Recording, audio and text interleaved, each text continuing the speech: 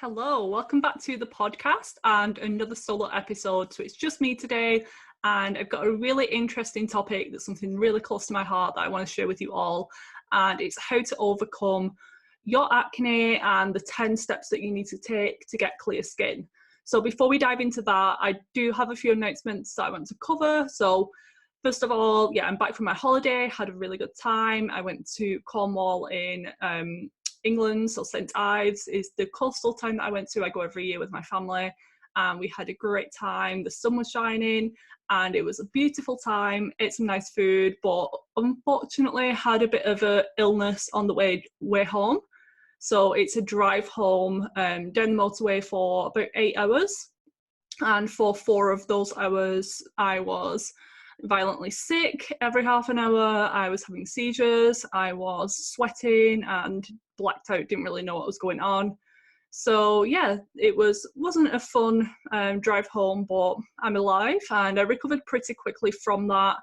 But I have been kind of having some lingering issues from that episode, like it's kind of thrown my body out of whack. And I've had a lot of people asking whether it's food poisoning, and I'm actually not sure. I've been to the doctors and they're not aware of anything either. I think it could be a reaction to MSG, so monosodium glutamate, in the Thai restaurant sauce that we went to, because I don't usually tend to eat things like that anymore, and it wasn't even like a takeaway junk food place. It was a really nice restaurant that we'd been wanting to go to all week, but unfortunately we went on the last day, and the meal itself was absolutely amazing. It like lit my brain up. It was that delicious. I wanted more. I was obsessed with it. And I was sorry that I hadn't been like early on in the week, because it was, I enjoyed it so much. And I even posted on Instagram that it was amazing. So I'm not sure if it was food poisoning, because the people I with didn't get food poisoning either. So it's a little bit confusing, but I'm pretty sure it's a reaction to the MSG in the foods. And MSG is an excitotoxin, so it kind of stimulates your brain cells, probably hence why I felt so addicted to it and I loved it so much in the moment. But it can actually kill brain cells when it's in excess for too long, so that may be what's going on, but hopefully it's not like a ongoing issue. And I think my body is just a super sensitive flower and doesn't like things like that anymore. So that was the first announcement. And then I came back and started tracking my blood glucose levels. So you can follow along on Instagram, on my stories, and I've got it saved in my Instagram highlight if you're watching this in the future. So it's July 2019 at the moment, and I'm doing a little trial to track my blood glucose levels. And it's very interesting to see that because of this flare-up and incident that's happened, my body must be very inflamed and stressed at the moment, because my reaction to certain foods is like off the charts. My blood glucose is spiking really high and then it's crashing in the night, and I can definitely feel that, and it's very interesting to see. So I'm doing that for 2 weeks. It's an implant in my arm, so if you're watching on YouTube you can see I've just showed the little device and it looks really scary, but it's absolutely not. And it's much easier than finger pricking every single couple of hours, because it was leaving my fingers like red and bruised and horrible. So I much prefer just scanning my phone or the little monitor across my arm, and it gives me a reading within a second. So if you're interested in that, definitely have a look, but I don't recommend it for everyone. It's definitely not crucial. I'm just kind of testing out and trialing it because it would be helpful in practice if I know what to expect.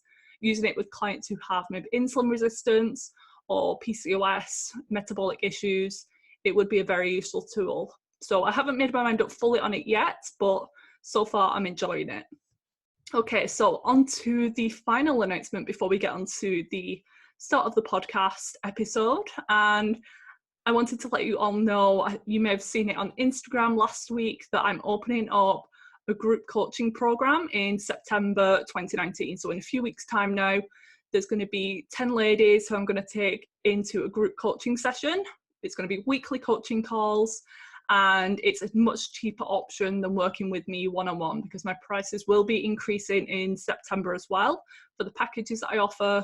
So this is going to be almost half the price. So it's around £250 currently for the group coaching sessions. Enrolments don't open until August.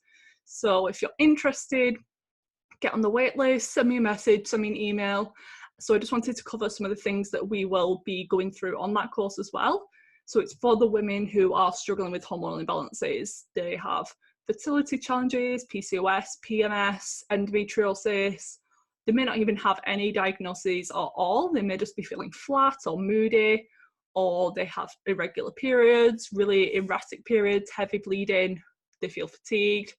They have low moods, those types of things as well. So it's the Hormonal Harmony group coaching program. So it fits perfectly with this podcast. And if you're a fan of this podcast, you're in the UK, I'm initially only offering it to UK residents at the moment, just why it's the first time. And yeah, I'm hopefully going to branch it out to international in the future once we've done a couple of rounds with this one. So if you're in the UK, you're struggling with any of those things, you want to work with me one-on-one, because this is the cheapest option that you're going to have from ongoing.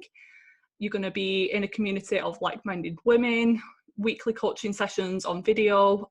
You're going to have access to an interactive Facebook group where you have not only weekly educational sessions on some of the factors that I'm going to mention, but also weekly Q&As as well. So if you have any questions about anything that we covered that week, or you just want to pick my brains on a certain topic, or you just want to ask about product recommendations and things, I'm going to be sharing all of that in the private Facebook group too.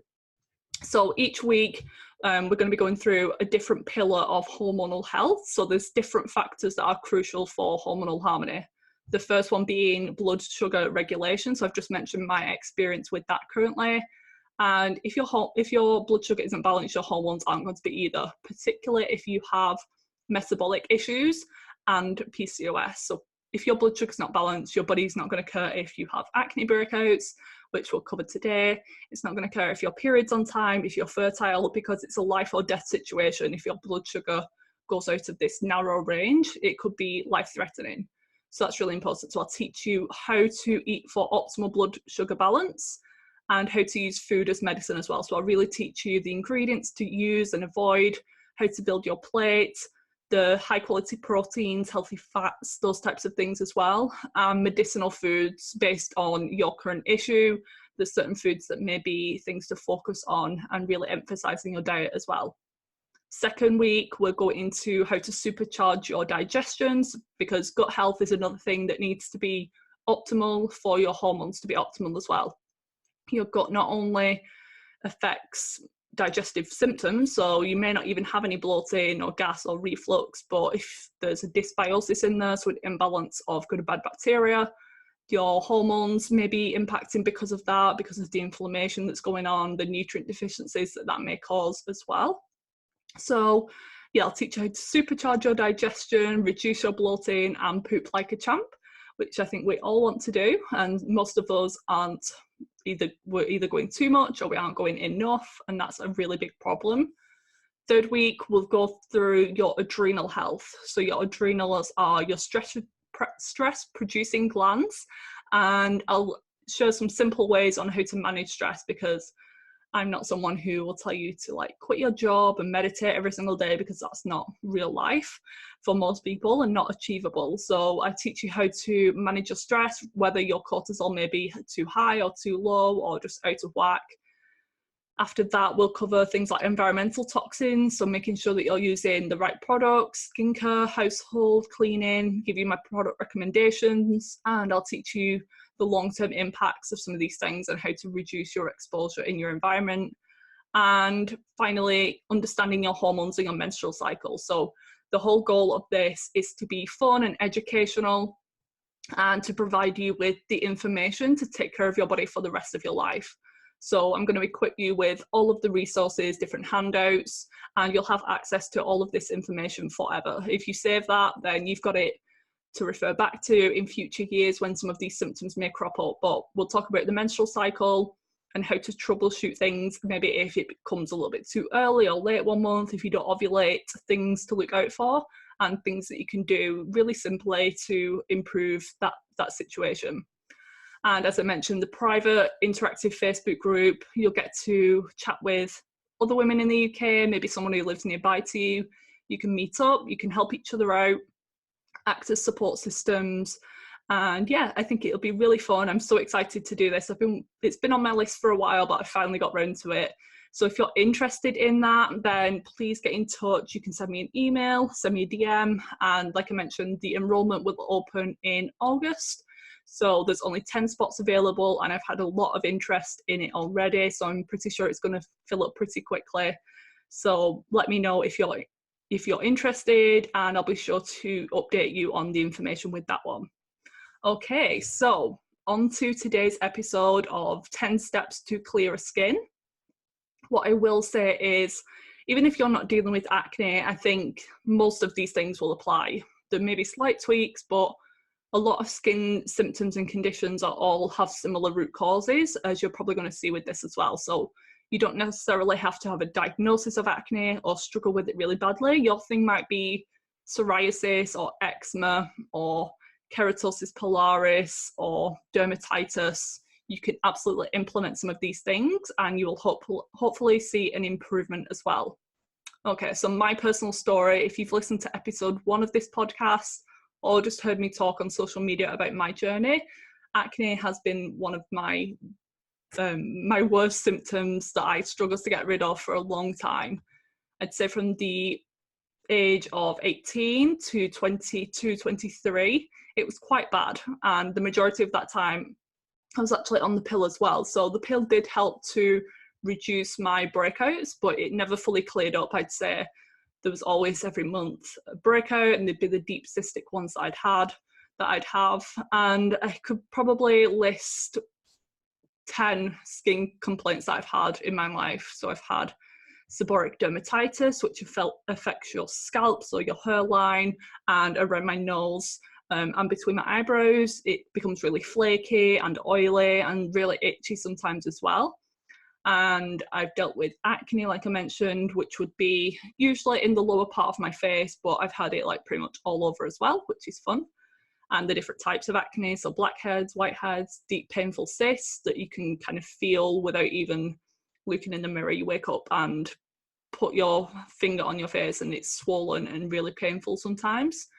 I've dealt with hives, so as a result of histamine sensitivity, I'm prone to getting hives. They're not really on my body and not that noticeable, but they would be on my face, so under my cheeks and under my eyes would be quite red and full of hives after I'd eaten something that I was sensitive to. My skin would be very itchy. I've had oily skin, I've had dry skin on my body. I've had keratosis pilaris, which is the chicken skin on the back of your arms, which is often a result of an essential fatty acid deficiency and or a gut imbalance as well. So again, you can implement these recommendations, will be very helpful regardless of what you're dealing with. So acne is very close to my heart, and I know that there's a lot of experts out there, so I do want to have them on to chat about some of those other things, but acne is really important to me, and I like to help as many people as I can overcome that acne, because I've finally got to a place where mine's pretty much under control and I know my triggers. And I do have a few breakouts at the moment. I get them at the sides of my chin underneath, and that's because I've been unwell for the past couple of weeks, for the past week, and that makes everything a little bit worse in my skin. The skin is like a magic mirror into your internal health. So if there's something going on inside, then it often reflects in your skin. Obviously, there's the people who are pretty much falling apart inside and they have amazing porcelain skin and look amazing all of the time, but they're just like the outliers. And a lot of times rashes and itchiness and different breakouts on your skin can indicate different things. So I want to kind of go into that in a bit more detail during today's episode. And if you've ever had any of these things, you've probably been to a dermatologist or your doctor complaining that there's a problem, especially if you've not struggled with it all your life. If something just pops up, then for me, I'd be like, what's going on? Something's obviously changed. But in your doctor's eyes, it's usually just bad luck, it's genetic, and the only options, they have probably 5 things on rotation. So if it's acne, the birth control pill, Roaccutane, maybe antibiotics, and a cream, a lotion to put on, benzoyl peroxide, those types of things, and they'll send you on your way. And if you've been on any of those things, they all come with side effects as well. If it's psoriasis, you're probably given steroids or creams or thick lotions to have a go with. But for me, looking in now, back in the day, I would have totally been on board with that and just thought that it's an outside issue. But now I can not even consider that the outside is the issue. It's absolutely coming from internal and oftentimes in the gut. So number one, before we get started, I'm just going to have a quick drink because my mouth is dry.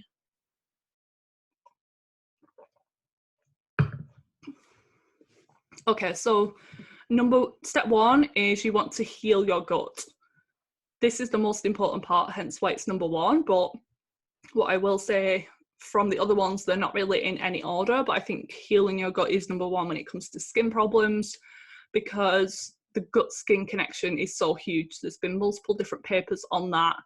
And if you actually think about it, your internal skin, so the lining of your intestines, is pretty much the same as your external skin. We're kind of like a donut. So what's on the inside is the same as the outside, if that makes sense. And there's a hole through the middle, which is your intestinal tract.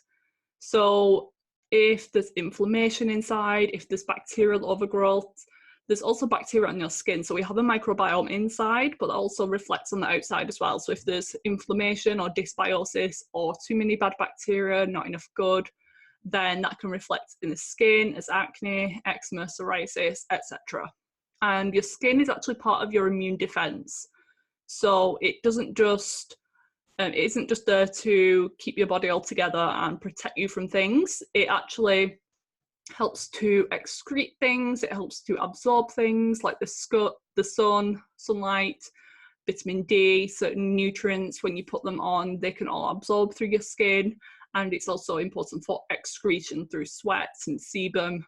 So if there's inflammation inside, that can lead to skin inflammation. I'll include previous episodes that I've done on gut health because there's plenty. I always talk about gut health, especially in the connection to hormones. But for an overview, here are some things to maybe avoid and reduce your exposure to.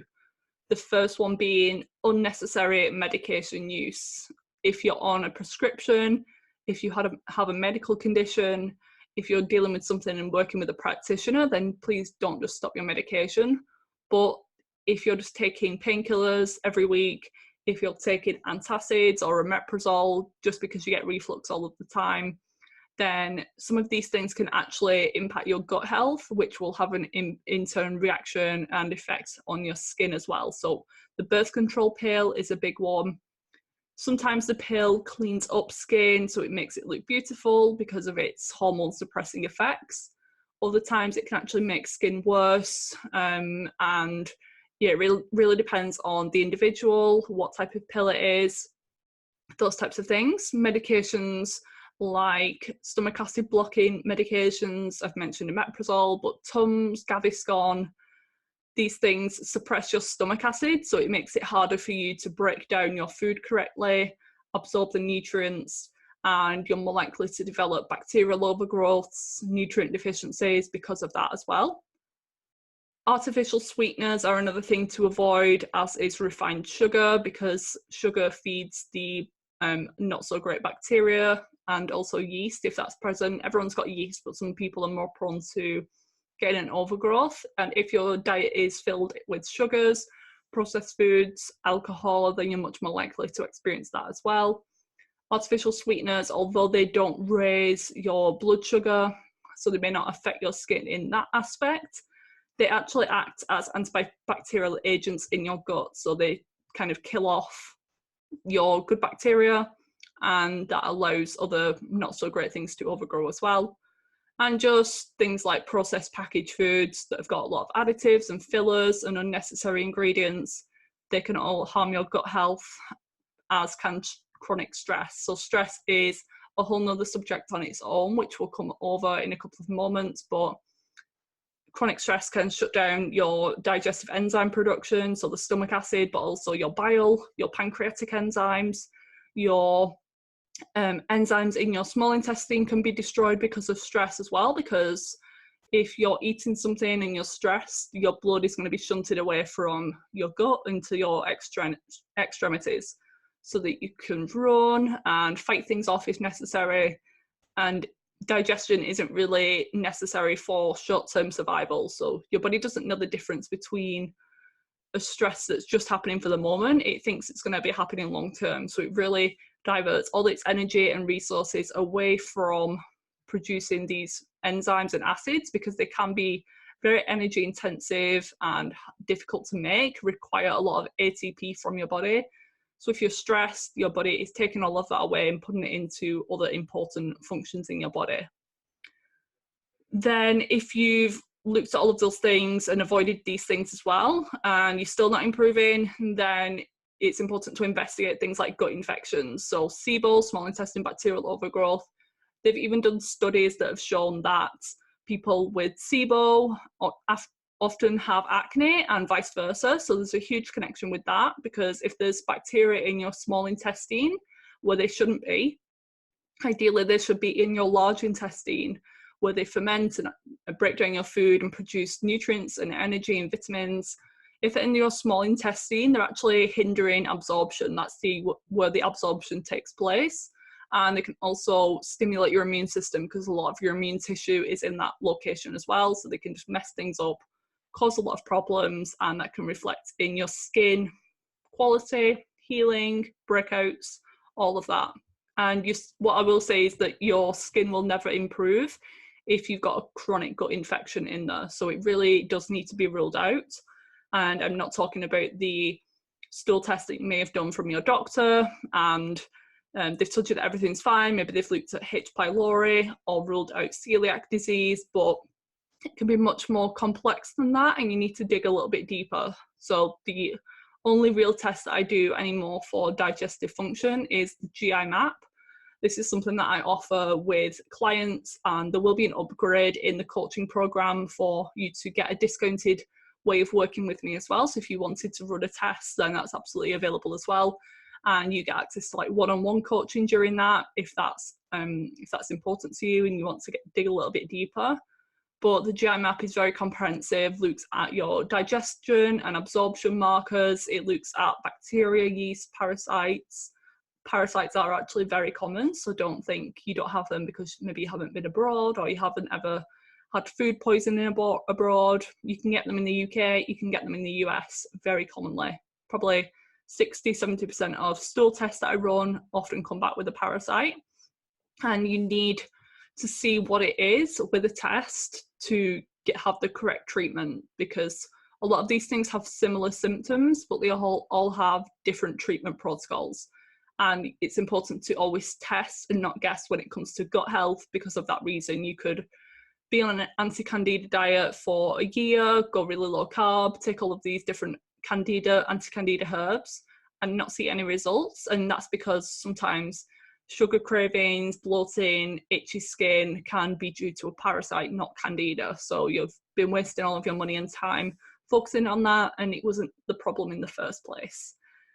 So gut health, yeah, number one, the big thing. And you could be eating the best diet in the world as well, doing yoga, meditating every day, but if you've got a chronic gut infection in there, that's going to be a huge stressor, a huge burden on your body, and you can't expect your skin to be looking good if all of its energy, nutrients and resources are going to repairing that chronic fire that's in your gut as well.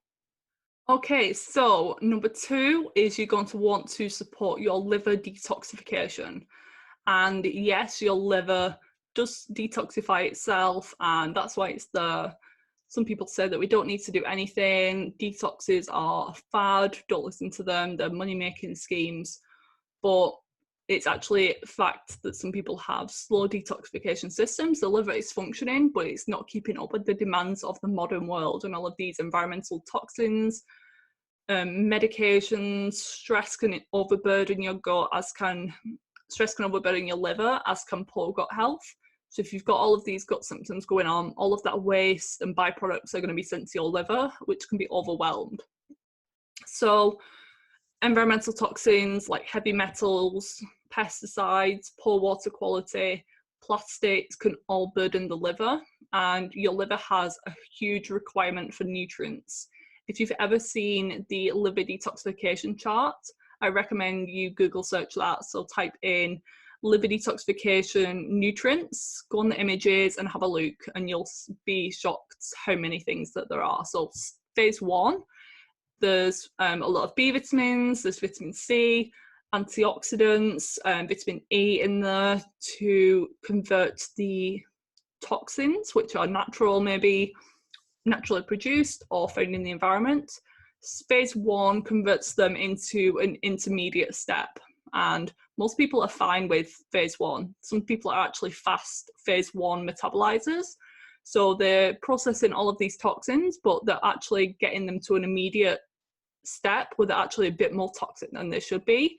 And the phase 2 is too sluggish, so they're building up all of these extra toxins, but they can't actually get them out because maybe they're lacking amino acids from high quality protein, maybe they're not digesting it properly, because a lot of the cofactors needed are things like glutamine, taurine, cysteine, sulfur. So if someone's a vegan or vegetarian, that's one of the reasons why I'm not a huge fan of those diets, because they can often lack amino acids, which are crucial for phase 2. And most people these days are fast phase 1 metabolizers, but slow phase 2, so they end up with a buildup of toxins in their body. And I like to give the analogy, just so you can understand that a little bit better, of kind of emptying the bins at your home. So emptying the rubbish, the trash, whatever you call it.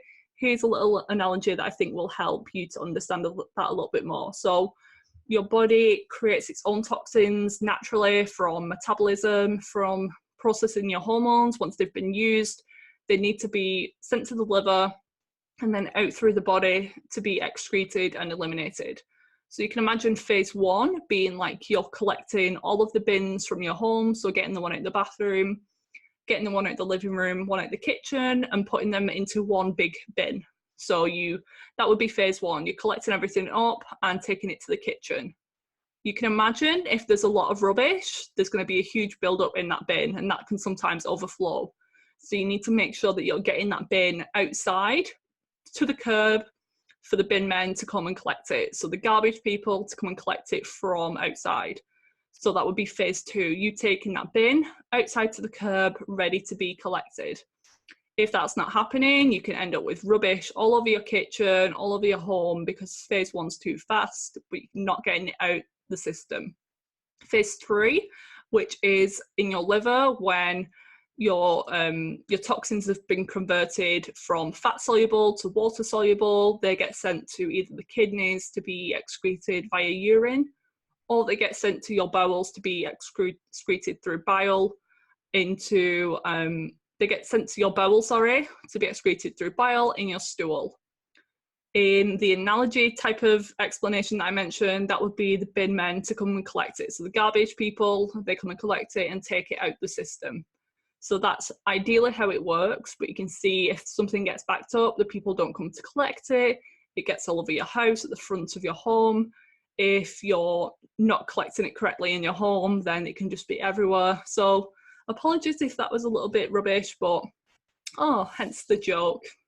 I like that pun. I didn't mean that one, but sorry if it was a little bit hard to understand, but I think it's quite helpful, and just go back and listen to it or try and educate yourself a little bit more. I'm not the best at analogies, but I thought I'd try. So nutrients are really important. So if you're nutrient deficient, if you're just expecting a juice cleanse to heal all of your problems, then you're actually missing a huge crucial point of this, because yes, plants have protein, but step 2, phase 2 needs high quality bioavailable protein that you probably require animal protein for to get the right amounts and to support your body in an optimal way as well. So, liver supporting foods. I've made a list here. Obviously everyone's bio-individual and some of these may not work for you. My favourites are eggs, organ meats, obviously oily fish, fresh herbs like garlic, oregano, rosemary, parsley. Sulfur, I mentioned, is very important for phase 2. Just being said that some people don't react well to high amounts of sulfur, whether that's from the nutrient MSM or things like eggs and meats. They may get sulfurous smelling gas, or they may get some pains or headaches. So don't go like full into having multiple of these nutrients every single day, because it may make you a little bit worse. But there's an underlying issue there as well. If that's the case for you, it could be an issue with your digestive health, or it could be something like a nutrient deficiency, particularly molybdenum. But investigate that a little bit further to see if that's something that you're dealing with. And finally, you can do a lot of herbal teas, which can support your liver detoxification as well. Turmeric, ginger, milk thistle, nettle, dandelion, easy to include either in food form or herbal teas to drink throughout the day as well. And yeah, if your body's not getting these toxins out through the liver, it's going to find different pathways. So it's going to try the bowels if you're constipated or your gut's not working optimally. It's going to try the urinary system if that's struggling, or there's dehydration, or there's just too much toxins coming in. The next phase out is through the skin, because remember, your skin excretes waste. So if you see a lot of rashes and toxicity on the skin, then that's a sign that it's obviously coming from inside somewhere, but you just need to find out the root cause of that. Third step is to regulate your blood glucose and insulin. So I mentioned about my little experiment recently with the blood glucose monitor, which I'm having fun with, but this isn't a requirement to see how you're going on. You can actually see through food how it's working for you. So if you know that you have insulin resistance or blood sugar issues, high blood sugar, you've been diagnosed with maybe pre-diabetes in the past, then you're probably going to require a smaller amount of carbohydrates than other people. Whereas if you are constantly hypoglycemic, your blood sugar's dropping, then you may need to eat more frequently, and something like intermittent fasting wouldn't be great for you, whereas the insulin resistant person, it may be. It's all very bio-individual, and this is what I help people with in private one-on-one coaching, but also this will be covered in the group coaching sessions as well. And the connection between blood glucose levels and your skin health is strong. So acne has been referred to in certain research papers and by certain researchers, studies, as being diabetes of the skin. So you can see that in diabetics, this like severe end of the spectrum where people have severe dysregulation of blood sugar, they have really elevated levels in the bloodstream. If they cut their leg, then they can get infections and poor wound healing as well. And acne is usually a less severe form of that, but it's still infection of the skin, infection of the pores, inflammation, poor wound healing. So we have to take that into consideration as well. So what happens when we eat, particularly foods containing carbohydrates? So these are either your quote unhealthy carbohydrates, sugar, fruit juices, pasta, white bread, white rice, all of the things that we hear about, cakes and biscuits. But it could also be things like healthy carbohydrates from root vegetables, fruits, gluten-free products, like oats and quinoa. They're all carbohydrates and a combination of either glucose and fructose or sucrose. And they all have similar responses in the body. Obviously, fruit's going to have more nutrients than something like white bread, but they all have similar responses once we consume them. So once it's passed through the gut and the digestive system, it's absorbed into the bloodstream and our blood glucose levels start to rise. And this is normal. And what happens is when it gets to a certain point, our blood sugar doesn't like to be too high or too low. It's very regulated. It's something called homeostasis. So your body really prioritizes keeping things within range, like your blood pressure, like your heart rate, and like your blood sugar. These are like the vital things that it likes to work on. And when it gets to a certain point, this triggers your pancreas to produce a hormone called insulin, which is a hormone that shuttles all of the glucose from your bloodstream, the excess glucose, into your cells to use as energy. So when this happens normally, your blood sugar rises, so does insulin, and that takes the blood glucose into the cell to use as fuel so that you can move and exercise, all of those things. When it happens too chronically, so your blood sugar is chronically high, maybe you have a diet that's really high in refined carbohydrates for your personal needs, so maybe you're sedentary, but you're eating a lot of carbohydrates, then insulin's being required to be produced over and over again. Or there's another thing, when the cell becomes damaged, so the cell receptors for insulin become damaged for many different reasons, like chronic stress, insulin resistance, obviously insulin resistance, nutrient deficiencies, and chronic inflammation, then the glucose can't actually get into the cell with insulin's help anymore. So there's many different mechanisms behind insulin resistance, and it's not just the carbohydrates that are the problem. So we can't just go low carb but expect everything to be miraculously healed. There's multiple different factors. I have a blog post on this which I'll include in the show notes as well if you're interested, on the root causes of insulin resistance and how to overcome it. But what can happen is your cells become resistant. So insulin is pumping away all day long trying to get into the cell, and it's like when you're in the car and you hear the same song over and over again. Initially, you may love the song, you sing along to it and it's your favorite, but then over and over, if it's in the charts, you hear it every single day, multiple times a day, and you start to become resistant to it. You actually start to hate it and block it out. And that's what can happen at a cellular level, probably in more scientific terms than that. But again, I'm not the best at analogies, but I think that one's pretty helpful as well. And if your blood sugar level then either drops too low or spikes too high, this is a very inflammatory, stressful situation for your body, because as I mentioned, this is one of the things that's tightly regulated and very important to your body. So when it drops too low, that stimulates a stress response. So cortisol and adrenaline can be produced, which function to bring glucose back up to normal ranges.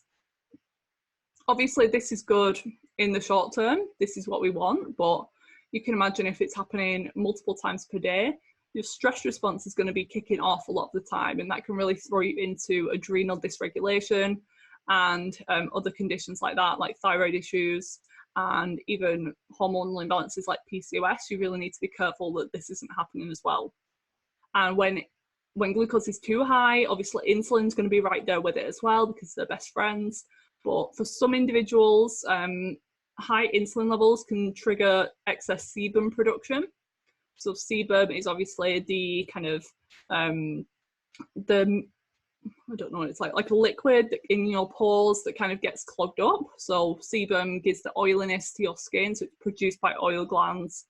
And if you have PCOS, a lot of women have insulin resistance, so the excess insulin can trigger the ovaries to actually overproduce male hormones, androgens like testosterone as well. So high insulin also creates a lot of inflammation, and inflammation plus sebum production is a recipe for clogged pores or inflammatory skin conditions like that as well. Symptoms that your blood sugar may be a little bit off are going to be things like fatigue after eating, or feeling hungry within a couple of hours, craving sweets right after you've just had a big meal. It could be that you have feelings of shakiness or irritability, hangry between meals, or needing to snack frequently, feeling low energy, sweating. Obviously, this could be at a severe level, or it could be pretty minor. So just keep a track and really tune into your body to see if this is something that you're dealing with. It's actually very common. And these are all signs that maybe your blood sugar is too high or too low, or it's just messed up. So you need to really pay attention to that as well. And you have got the option of blood glucose testing. I think it can be helpful for a short period of time just to figure out what's going on. I feel the same about like tracking calories. I don't recommend it every day, but it can be helpful if you've just no idea what you're eating, to download an app for a couple of days or use a monitor, track it for 3 days and then delete it, and you'll know how to go on for a couple of weeks then. I have a free download on my website as well, which goes into the optimal ranges that it should be. Obviously not getting anywhere near pre-diabetes, which your doctor may only be looking out for, but the functional optimal levels. So if you go onto my website, Viva Natural Health, there's a download section, I'll link it in the show notes, which goes through the optimal ranges, when to track, how to track, what I use, all of those good things. Even if you've had your blood glucose and insulin checked by your doctor, they may have said that it's normal, you're on within range, everything's good, you've got nothing to worry about. Sadly, the only things that they usually test are your fasting glucose and at a push maybe your HbA1c, which is a 3-month marker of blood glucose and how it's being controlled and managed. So they could be absolutely fine, but you could still have a problem with blood sugar regulation and insulin resistance. So the recommendations that I make is to have your fasting insulin checked as well. This may not be something that they'll be willing to do, so it may be something that you'd have to run privately. I find that being a problem a lot of the time, that it's just not recognised or believed to be important by the NHS in the UK. So fasting insulin would help you see if you're maybe on the scale of insulin resistance as well. And if you have it available to you, doing something like an oral glucose tolerance test with insulin to see how your body's responding after foods, because it may look absolutely perfect. And I've experienced this myself. My fasting glucose was fine, my insulin was fine in the mornings, but after eating, there's been an exaggerated insulin response afterwards, which can drive weight gain, drive insulin resistance, drive hormonal imbalances and skin issues as well. So these are all important to rule out, and long-term dysregulation and dysfunction can obviously lead to more serious problems like type 2 diabetes, and then if that progresses further, heart disease, Alzheimer's, things like that, which are obviously not great things, and we want to do our best to avoid them in the long term as well. So how do we regulate our blood sugar? It's very individual, but there are some guidelines that I'd like to share with you as well. It's not just about carbohydrates and sugars, like I mentioned. Inflammation, stress, nutrient deficiencies all play a role as well. But as a guideline, again, just take this with a grain of salt. At every single meal and snack that you have, you need to ensure that you're having some sort of protein in there. So healthy proteins like fish, chicken, eggs, collagen, beef, lamb. Animal proteins are my favorite to recommend just because of the high quality intake, and they don't have a lot of carbohydrates in there. So if you are insulin resistant, then that could be an issue.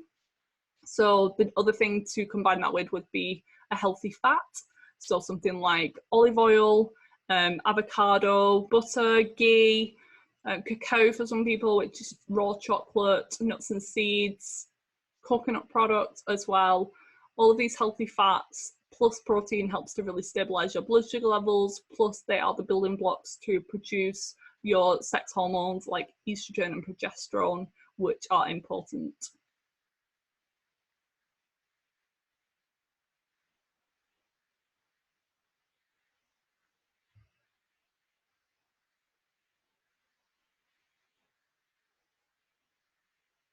Next on your plate, you want to make sure that there's a source of healthy carbohydrates and fibers. So the ratio between starches and non-starchy vegetables really depends on what else is going on. But focusing on non-starchy leafy greens, broccoli, cabbage, those types of things can help with detoxification of hormones and that phase 1 and phase 2 liver support that we've spoken about. And then the starches, if you're very insulin resistant, maybe have PCOS as your driver of acne and skin issues, then reducing these, but I don't recommend like low carb or ketogenic diets for the majority of people.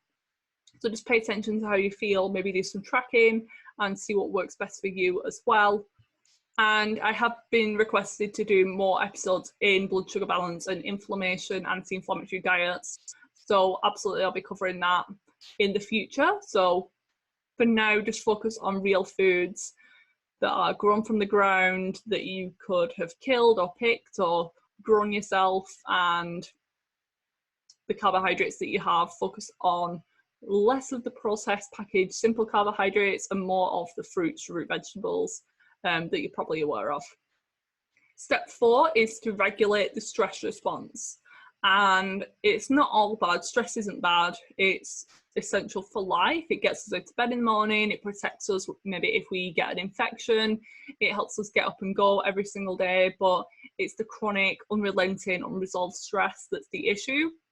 And there's been linked to probably every single health condition that you can think of. it causes them or exacerbates them, skin conditions included. It can affect every single cell in the body. It can shut down digestive function, so that was step one. It can prevent the proper absorption of food. It can throw off our blood sugar, because when we're stressed, our blood glucose rises because our body perceives that we may have to run from danger. So it gives us an extra boost of energy just in case that happens. It can make our gut favour more pathogenic bacteria rather than the beneficial types, and it can reduce our immunity in our guts, which can lead us to develop something like SIBO or parasites down the line as well. Plus it increases inflammation, which can create clogged pores and cause difficulties with skin healing. And stress can increase pro-inflammatory cytokines, which are signaling molecules, which can disrupt the skin's microbiome as well. Our body really hasn't adapted to the stress response that we had 10,000 years ago, because back in the day the stresses would be life or death. So either we're being chased by a saber-toothed tiger, we were being chased out of our home, we were fighting with a different tribe. And these days our stresses are much different to that, but our body has a similar response. So blood pressure increases, blood sugar increases, blood is shunted to the extremities to fight, flight or freeze. But today's stresses are bills, finances, family, relationships, work, social media. So we don't necessarily need that stress response, but our body can't help it. And you may not even think about some of the other stresses, like imbalanced blood sugar is a stress, dehydration, eating foods that you're sensitive to is a stress as well. So you really need to rule some of these things out, because chronic stress can absolutely cause or worsen acne. And we need to spend more time, if you take anything from this, spend more time in a parasympathetic state. So the rest, digest and heal, as opposed to fight or flight. But you need to find what works for you, because I could tell you to go and meditate every morning for an hour, but if you hate meditation, if you can't sit still, or if you have a really busy morning, then that's just going to make you more stressed. So for you, it could be cleaning your car, it could be walking the dog, or going for a salsa class. You need to find what works best for your body, puts you in that flow state, reduces cortisol. And we can also change our mindset, which is the final point from today, but I'm going to save that so we can really dive into that as well. But I will say that stressing about acne is not going to help your situation or whatever skin condition that you're dealing with as well. Number 5, we want to identify and remove any potential food sensitivities. Food sensitivities aren't the problem, they are often a result of a deeper imbalance. Obviously, we all have maybe 1 or 2 foods that we're either allergic to or just sensitive to for whatever reason. But if you're inflamed or reacting to multiple different foods, the answer isn't just keep cutting foods out of your diet until you're left with nothing and trying different food elimination diets to see if your acne improves, because you're going to be left with 5 foods and find it really difficult to heal and overcome your symptoms long term. They'll probably even get worse, which I see a lot of the time as well. So there's common inflammatory foods that you can start by eliminating. These are ones that a lot of people do need to keep out for the most part, apart from eggs. So the list is gluten, dairy, corn, soy, and eggs. The other 4, then maybe you need to limit them long term. Eggs, sadly, they are an acne trigger for some people. That being said, duck eggs may be a good alternative. I totally tolerate them fine, and a lot of people do. I don't know why, but if you're reacting to chicken eggs, maybe try duck eggs as a good alternative, because they're such a good nutrient resource and food to include if you can. And start by eliminating them for 30 to 60 days, but keep a journal, maybe if your skin improves or if it gets worse. I don't recommend keeping one every single day because it can get a little bit stressful and confusing. But if you take notes of the days when it's particularly good, write down maybe in the notes section on your phone what's different. So have you added something in? Have you eliminated something over the past couple of days? Or when it's particularly bad, have you added something new, or was something changed or taken away from your diet that's resulted in your skin problems. I feel like that's a much better way of tracking than just doing it every single day and getting overwhelmed by that as well.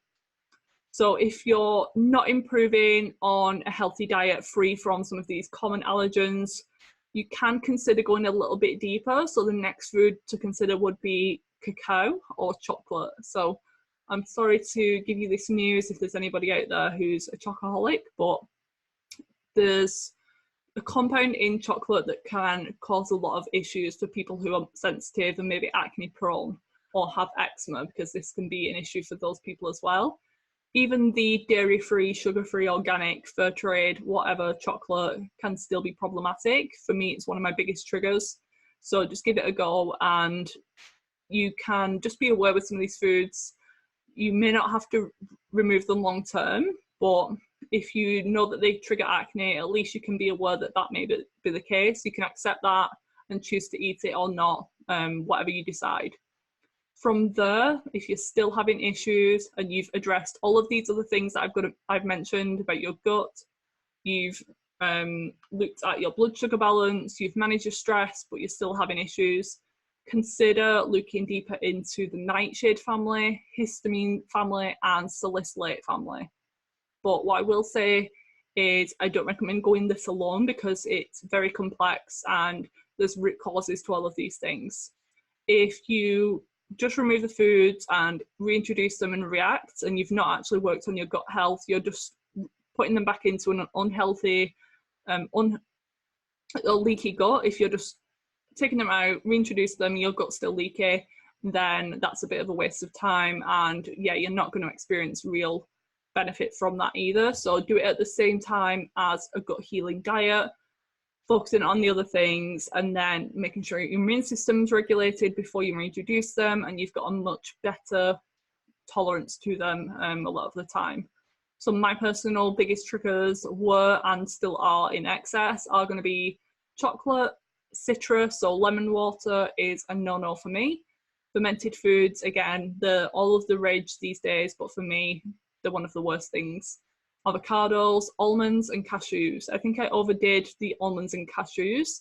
So that's another point. If you're eating the same foods every single day, and maybe you've got some underlying health imbalances, then if you're prone to leaky gut, then you can actually develop food sensitivities to some of the healthy foods. So please switch up your meals. Don't eat the same thing every single day because you probably will become sensitive to it, and that's no fun. Step 6 is to get your hormones checked. If you've been following me for a while, you know that I'm a hormone geek and talk about hormones all the time, but probably the biggest hormone imbalance I see in women with adult acne is PCOS, something that I kind of specialize in, something that I have personally. It's believed that 1 in 10 women, even up to 1 in 5 women, have PCOS. There's all different types, there's different symptoms and collections of symptoms that you may be having. So if you're dealing with adult acne and you're female, maybe you are also experiencing irregular cycles or delayed ovulation, just hormonal symptoms in general, hair loss on your head, facial hair growth or excess body hair growth, weight or metabolic issues, then I would definitely recommend going and getting checked out for PCOS, and making sure that your doctors do a thorough investigation, not just an ultrasound or not just one blood test. Make sure they dig deep, looking into your insulin. And again, I have a resource on my website with the test to request for PCOS. So that one rhymes, so you should be able to remember that one. But even if you're not considering PCOS, that guide's just great anyway, because it goes through some of the markers that pretty much anyone with hormones should get checked. If you're female, pretty regularly, maybe once a year, just to see how everything's happening. But for PCOS, yeah, I send my clients with these markers to get investigated whenever we're trying to find out what's going on as well.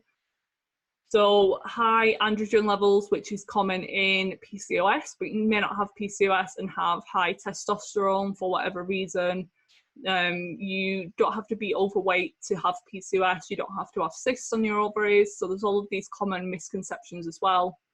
And not always, but sometimes the acne is just located in the bottom half of the face, but this could also be due to gut issues. So that's a little bit confusing as well. And the problem with high androgen levels, particularly a hormone called dihydrotestosterone, which is DHT, it's a very potent androgen, and that can drive sebum production, which is responsible for oily skin, oily hair. Another hormone that you need to consider is high cortisol. So stress, again, that may be really elevated, and stress can reduce progesterone production, leave you estrogen dominant. So there's all these different kinds of hormonal imbalances. You may also be experiencing PMS or irregular cycles. So this could indicate that your skin issues are hormonal in nature. If your skin gets worse at certain times of the month or around your cycle and it's in a cyclic pattern, then again, that points to a hormonal imbalance. But hormones, again, aren't usually the root cause, that as a result of another imbalance. So it requires a lot further investigation as well. Finally, low thyroid function can lead to skin problems and acne breakouts because your thyroid is your master metabolism gland. So it controls the turnover of cells and the renewal and growth and repair. So if that dial's turned down, everything slows down. So your skin cell turnover slows down, so your skin can become more proliferative, things aren't being shed correctly, things aren't being detoxified correctly, your gut slows down, so obviously there's the impact there as well. Your digestion ability really slows down as well. So if you've, again, been told that your thyroid is fine, but they've only tested TSH and T4, then you need to find someone who will help you do a full thyroid panel. We've discussed this on, again, multiple episodes along with gut health, so I'll include those in the show notes, what I think would be helpful. But yeah, just a TSH isn't enough. We need multiple different more factors and investigations to see what's going on, to rule out subclinical hypothyroidism or full-blown, because it's often underdiagnosed or the reference ranges are just so wide that you are commonly missed. Along with the blood testing, I also recommend the Dutch test quite often to clients as a comprehensive hormonal panel that's done via urine. So it's not just looking at your levels of hormones like estrogen and progesterone, it actually looks at the metabolites as well. So your blood levels of something like testosterone, for example, could be perfectly in range, but when we look at how you're breaking that down, how it's being processed, it could actually be being turned into a very potent form of the testosterone called DHT that I mentioned. So it's important to rule those things out as well, and the Dutch test is non-invasive. I'll tag the episode with Dr. Carrie Jones, who's the medical director for the company who runs this, and I've no affiliation with this company at all. I just use it very commonly and very successfully with clients too. And the good thing about the Dutch test is that it looks at both your sex hormones and your stress hormones, so you get an idea as to how much stress may be playing a role in that as well. And it also gives you some insight into whether nutrient deficiencies could be playing into it as well, which leads us on to our next point, is that you need to restore nutrient deficiencies to overcome your skin issues. If you've had a long history of being on the birth control pill, if you've been on some of these acid suppressing medications or antibiotics, you may have several crucial nutrient deficiencies that are driving your skin issues, because your skin is like an organ and it has a high requirement for nutrients. So if you're lacking in something, then a certain process of your skin health could be impaired, whether that's the shedding of the skin, the microbiome balance of the skin, the inflammation of the skin. So I'll run through some of the key nutrient deficiencies and things to be aware of when it comes to skin health. The first one is amino acids. So they come from high quality protein. I've listed a few of my favorites earlier. These are the building blocks for your skin production. So you can imagine Legos, little Legos build a structure, and that would be your skin. Vitamin C, it's important for collagen production and healing. So if you notice your skin is easily bruising or it's lackluster, it's not glowing, it's not healing correctly, then it could be vitamin C related. Zinc is important for sebum control. So if you're having too much sebum production in your skin, that's leading to clogged pores. And it helps to regulate androgens as well. So if you are prone to androgen excess with a condition like PCOS, then zinc may be helpful to control that as well in your skin and really reduce your exposure to breakouts. B vitamins are crucial for phase 1 liver detoxification. Antioxidants, important for free radical damage and repair of tissues and reducing inflammation. So in acne and skin issues, there's a lot of inflammation and damage going on to the cells. Our skin is bombarded by external chemicals, sunlight, UV rays, which can cause antioxidants to be depleted and require a higher need for antioxidants because of the free radical damage that takes place as well. Magnesium is important for adrenal and glucose control, so that meaning it helps to regulate the stress aspect and the blood sugar insulin aspect. Omega-3 fatty acids are anti-inflammatory and help with the cellular structure. So if you have more pro-inflammatory fats in your skin, then that's going to be leading to a lot of inflammatory conditions, and it can affect the microbiome of the skin as well because they feed on the fats of your skin. So you want to make sure that you're giving it the anti-inflammatory healthy fats from omega-3s in particular. And you could be eating all of these foods and paying attention, making sure that you're getting them through diet. But again, are you absorbing it? Are you taking medication that are blocking it? Always start with your gut. But some of my favorite foods that you can really emphasize to get some of these nutrients in would be organ meats, because they're nature's multivitamin. They contain a lot of amazing foods. And one of the nutrients that I haven't mentioned, a family of nutrients, is the fat-soluble vitamins. Vitamins A, D, E, and K. These are crucial for skin function. They pretty much help every single aspect of skin health and every single aspect of cellular health just throughout your body as well, because there's a receptor for vitamin D on every single cell of the body. So most people in the UK are deficient because we only get sun like a week out the year. I think that's this week, but a lot of people need to pay attention to it. And again, the reference range is from your GP, and the NHS are so broad, and you're probably told that it's normal, but ideally it should be around 75 to 100. So ask for your results, ask for a copy, and actually see if you have a problem or not, because it's so prevalent these days. And if your symptoms are worse after stopping the birth control pill, then that's a big sign of a big indication of maybe nutrient deficiencies. It could be also due to something called an androgen rebound. Some of the pills are very androgen suppressing, so that's why they help with PCOS a lot of the time, and acne. They clear skin up because they really shut down the oil glands and your hormones and your androgens. So when you come off, these things start to learn to work again, and they can be a little bit hyperactive to begin with. So it could be the result of an androgen rebound, but a lot of the time, skin issues that exacerbate when you come off the pill is often due to that nutrient deficiency aspect as well, especially if you're noticing other symptoms or your period hasn't returned, then definitely look into that as well. We have to remember that vitamins and minerals are the cofactors for thousands of enzymatic reactions in the body. So if you're lacking in just one thing, take vitamin D for example, there's going to be hundreds if not thousands of different things in your body that aren't working, and your skin may be your number one concern, but I can guarantee that if your skin's off, there's going to be something else in the body that's not working optimally as well. And if you're doing all of these nutrient dense foods, sometimes you do require a little bit of an extra boost because soil depletion, foods aren't perfect these days, stress can deplete nutrients.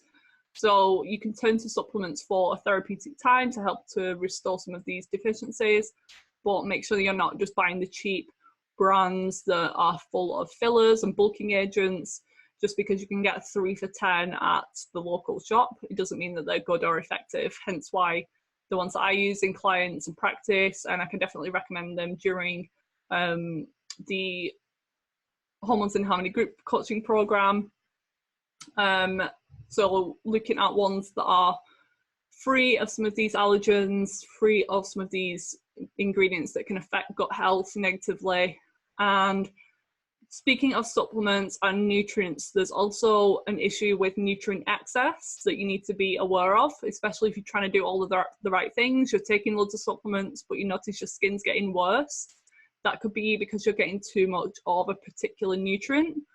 The big family is B vitamins, but particularly vitamin B12 can really exacerbate acne in sensitive people. So if you're having a B12 in your supplement, you're also eating B12 rich foods, you're eating algae and nutritional yeast and all of these different things, then you could just be getting too much of that one. Another one is omega-6. So if you're taking maybe an omega complex, or you're having lots of nuts and seed oils, almond oil, or eating a ton of nuts and seeds in your diet, then you could be getting too much omega-6. And even though it's from the better forms rather than the industrial seed oils, it's still pro-inflammatory in excess. And the final one is iodine. So if you've read that iodine is good for skin health or hair growth, and you just start taking it at really high doses, then it could trigger acne breakouts. Same if you're eating seaweed, it could be a problem.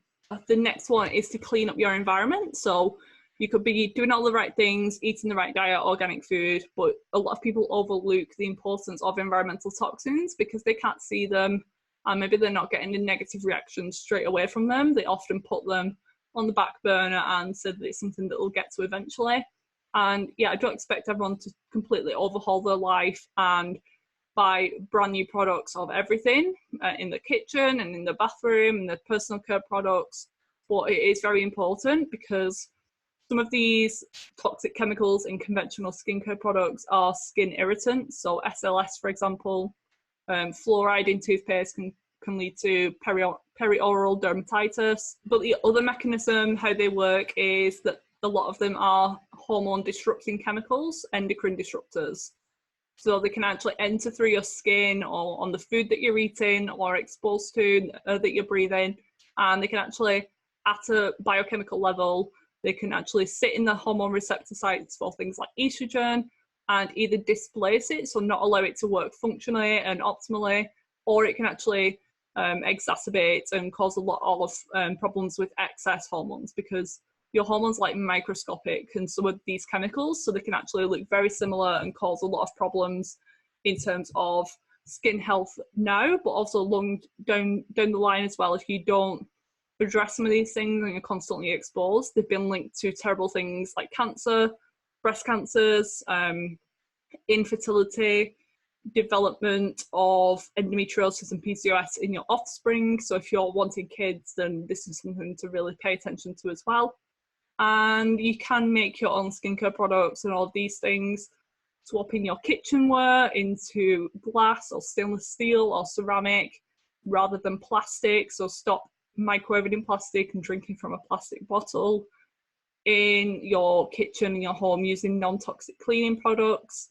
I've actually got an episode on this coming out soon, so in the next couple of weeks, with Laura Adler, who's the environmental toxins nerd on Instagram. So please go and listen to that episode when it's out and follow her on Instagram now, because she really breaks it down and gives us like step-by-step instructions and step-by-step recommendations on how to not be overwhelmed but slowly transition our way into a more organic, non-toxic lifestyle with those things.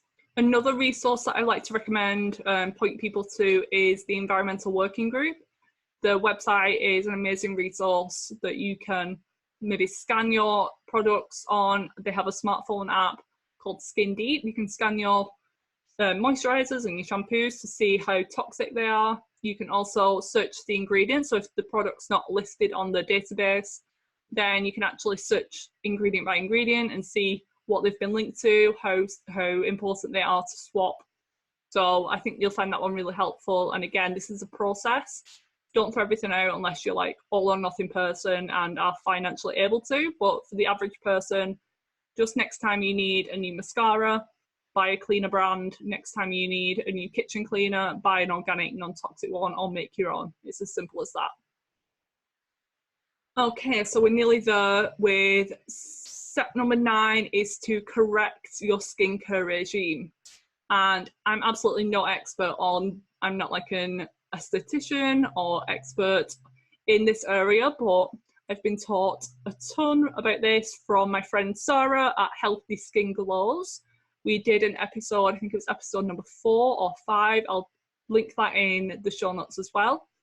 We had a 90-minute chat basically on the importance of skincare products, using non-toxic, but also how to layer, how to use beauty actives, to really upgrade your skin and help with healing acne and skin conditions from the outside.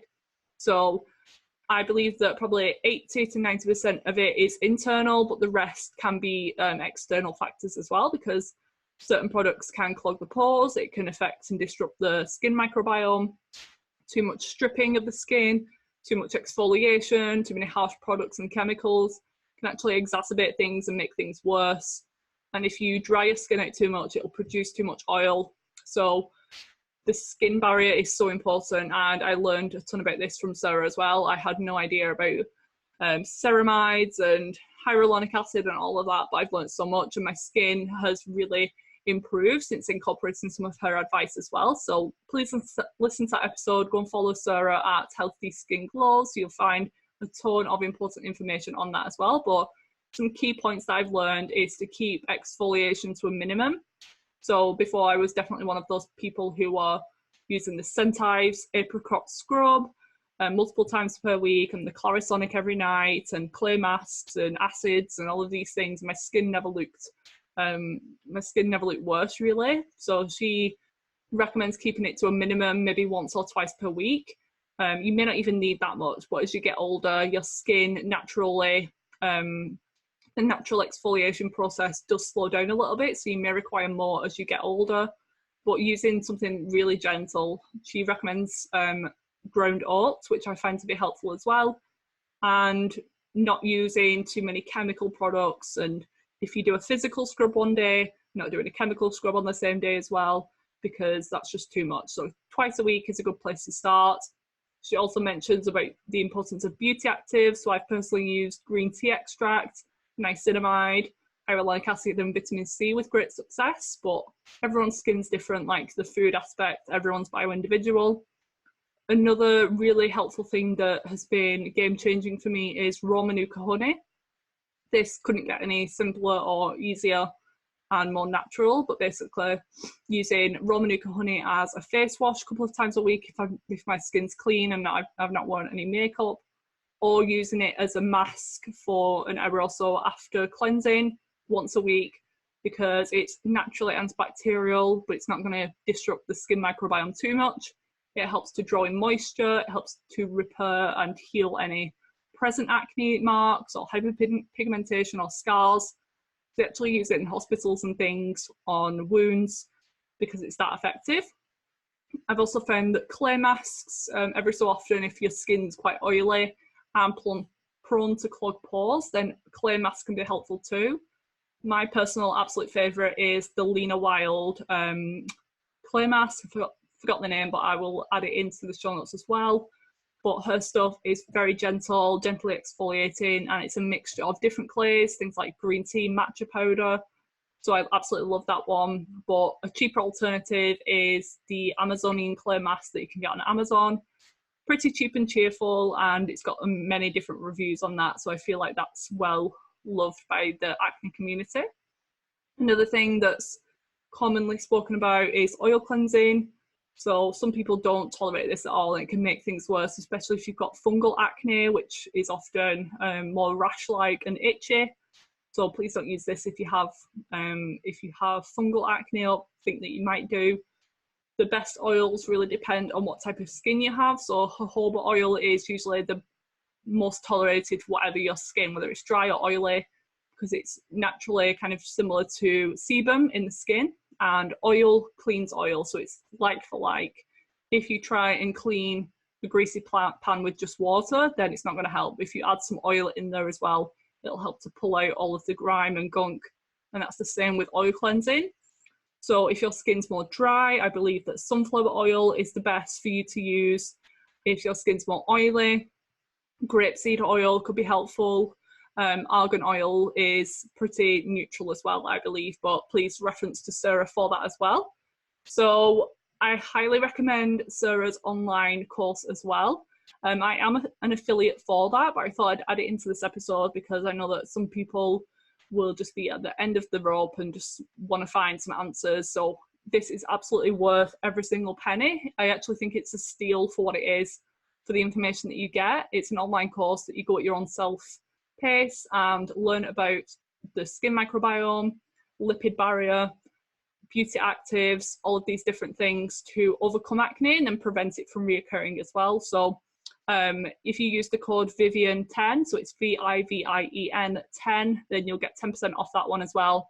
I'll include that in the show notes so that you don't forget, but that'll get you 10% off. But as I mentioned, it's already a steal in my opinion for the information that you're given. Sarah is a molecular biologist, so she really knows her stuff, and I absolutely trust her opinion, and she's not trying to sell you anything all of the time. She doesn't have her own skincare line, so she's just coming at this from a really outside perspective and trying to help people because she's been through acne as well, so she really understands the importance of internal, external, and using non-toxic products throughout this as well. Finally, we've come on to number 10, which is mindset. So if you're dealing with any health condition, regardless of what it is, your mindset coming into it is so important and shouldn't be overlooked. If you hate your body, if you hate your skin, if you tell yourself that you're ugly, if you never look in mirrors all day long, then I don't believe that you're ever going to fully overcome your issues, or these things are going to translate into something else. If your skin does miraculously clear up, then these negative vibes will kind of spread through the body and cause more stress and anxiety somewhere else as well. So next time something pops into your mind, or you look in the mirror and start to criticize yourself, stop and ask, would you say some of these things to a best friend or your child? Would you say that you're ugly, or everyone's judging you, everyone's staring at your skin? More than likely you wouldn't say that, so you shouldn't actually say that to yourself as well. What you do need to do is accept your skin at this present moment, and as hard as that can be, it's actually very freeing. Sometimes the stress of trying to control everything too much, so I know that I give you a lot of information today, but I absolutely don't want you to feel overwhelmed or stressed. Just start one at a time, maybe go back and listen, make some notes, write things down, and work through them one at a time. But the stress sometimes of trying to control it and being too clean with diet and over-exercising and taking all of these supplements can actually make things worse because of the stress of it. So try not to let acne rule your life, and don't let it stop you from living your life while you have it. Make sure you still go out with friends, don't cancel plans. It's not going to help kind of staying indoors and not doing anything. It's letting acne kind of win the battle, and you're kind of being a victim of your skin. And there's much more problematic situations in the world than acne, and I can say that as I've struggled with it in the past, and probably at the time I would be like, no, I don't agree with that at all. It's like one of the worst things ever. But looking back in hindsight, the stress of restricting yourself and isolating yourself is much worse than acne. It can actually cause detriment to mental health and things. So some people actually have conditions that are life-threatening and incurable and much worse than a skin problem. And I absolutely agree and respect that a lot of these skin problems can be pretty traumatizing, but there are answers, there are things that you can do to improve it, and it's not a life sentence. I truly believe that as well.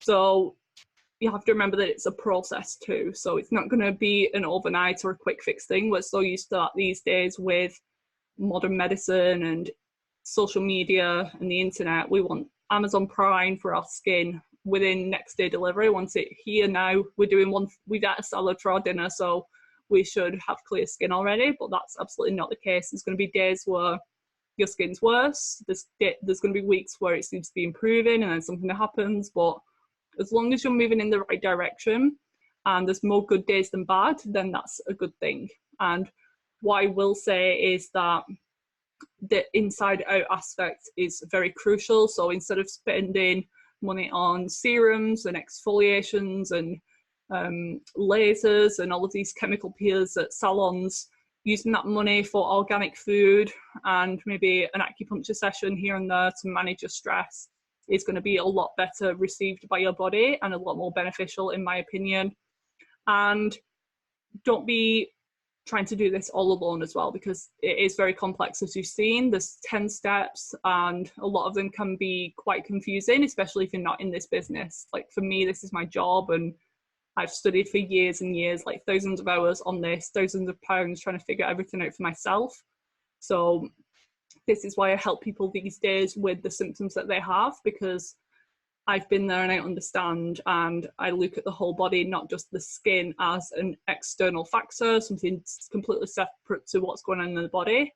It takes a very holistic approach to some of these conditions. And if you have no idea where to start, if you feel overwhelmed, if you feel like you've tried everything after listening to this podcast and you've still got no idea what to do, you need to find a skilled practitioner. And I may not be the person for you, but there's absolutely hundreds of people out there who are happy to help you, willing to help you, but it does take a little bit of money to find someone who can help you. It's an investment, but I can tell you that it's very important, and you're probably going to spend more time, money and stress in the long run trying different things out, different supplements, different skincare, and not getting any answers. So sometimes it can be helpful to just make that investment, get some help, and remove yourself from the situation, let someone else help you and figure out what's going on, because it's hard to see the wood for the trees sometimes when it comes to your own health. And even I ask for advice, ask for different opinions when something happens with my health. Even like the recent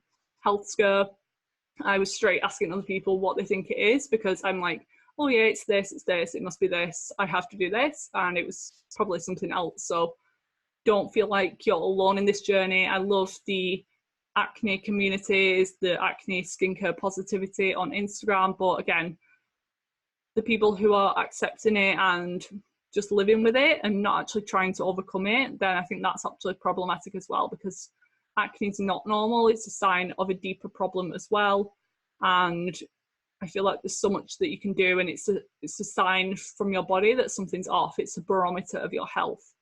So instead of thinking negatively that your skin's breaking out, your skin's actually trying to be healthy and protect you. It's trying to get something out, or it's trying to let you know that something's going off inside.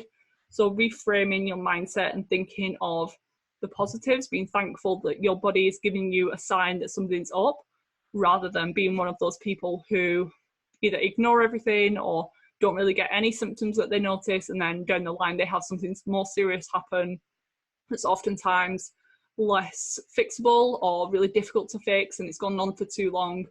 So I don't enjoy getting acne breakouts these days, but when something pops up, I'm like, oh, it must be this. Like, this is telling me something. This is some information that I can use and work with. But again, take things one step at a time. Listen to this episode again. If you enjoyed this episode and you want more episodes like this, so deep dives into certain conditions, like I mentioned, we're going to be getting different experts on other skin conditions. So this has been a lot focused on acne, but you can absolutely, as you can see, use this information for not just skin conditions, even just for anything. This is like the foundations of health. And when you're healthy, your skin's clear, your hormones are balanced, everything's working optimally, because when your body has the right environment, the right building blocks, the right resources and tools, it can thrive and doesn't have to deal with some of these symptoms. So what I'd like you to do is, if you've enjoyed this, please leave me a rating and review. If you enjoyed this particular episode, I love seeing when you screenshot this and share it with your friends, someone who's maybe dealing with acne, or someone who you think would benefit from this information. Leave me a comment on Instagram if there's any takeaway, key points that you've learned from this episode or found particularly valuable, because I love to hear that you're all benefiting from this information. It keeps me motivated to share more as well. So don't forget about the Hormones in Harmony group coaching program. If this has inspired you to get some answers, don't forget you can work with me in multiple different ways from September. And if you're in the UK, you've got the group coaching session where you can meet up with more women as well in the UK and get some answers that way too. We've got some great guests lined up and I'm excited to share them with you. So see you next week.